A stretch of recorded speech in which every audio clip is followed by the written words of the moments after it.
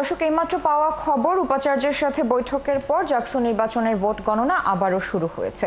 আর সেখানকার সবশেষ খবরাখবর আমরা জানবো এবং জানাতে আমাদের সাথে সেখান থেকে যুক্ত হচ্ছেন সহকর্মী মামুন হাসান।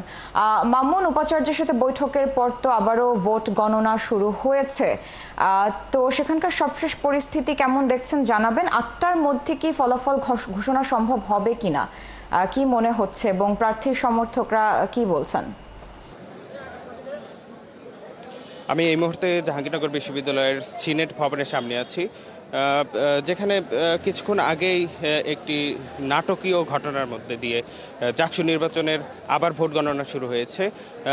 নির্বাচন কমিশন জাহাঙ্গীরনগর বিশ্ববিদ্যালয়ের ভিসি 2 প্রো ভিসির সাথে জরুরি বৈঠক করার পর আবার ভোট গণনা শুরু করে দিয়েছেন।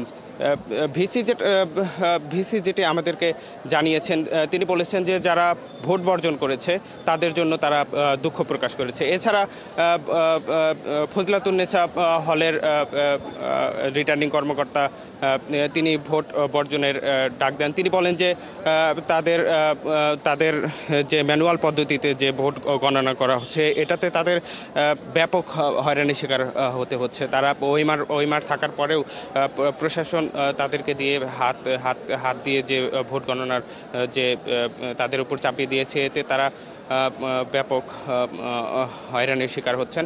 এছাড়া আমরা ভোট বর্জনের পরে বিভিন্ন প্যানেলের ছাত্র শিবির থেকে, বাকচাষ থেকে, বিভিন্ন প্যানেল থেকে শিক্ষার্থীরা তাদের যে মতামত জানিয়েছে, তারা বলছিল যে ভোট বর্জনের জন্য প্রশাসন নানাভাবে পায়তারা করছে।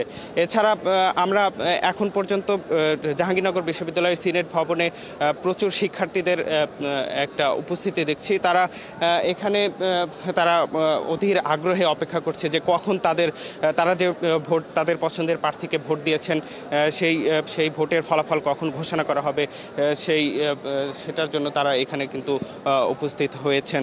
তো এখন পর্যন্ত আমরা শেষ খবর পাওয়া পর্যন্ত আমরা যেটা জানতে পেরেছি যে 21টি হলের মধ্যে মোট 18টি হলের ভোট গণনা শেষ হয়ে গেছে, যেটা হল সংসদ ছিল, এবং আরও 3টি হলের ভোট গণনা কিন্তু এখনও বাকি রয়েছে।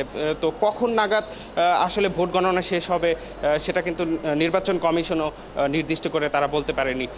হল সংসদ ভোট গণনা শেষ হলে তারা আবার কিন্তু কেন্দ্রীয় সংসদের যে গণনা করবে। তো এখন পর্যন্ত কখন ভোট গণনা শেষ হবে নির্বাচন কমিশন আমাদেরকে নির্দিষ্ট করে বলতে পারেনি। তবে আজকে রাত গড়িয়ে কালকে সকাল পর্যন্ত ভোট গণনা হতে পারে বলে আমরা যেটা ধারণা করছি। তো এই ছিল আমার কাছে জাকসু নির্বাচনের সর্বশেষ। মামুন, ধন্যবাদ যুক্ত হওয়ার জন্য।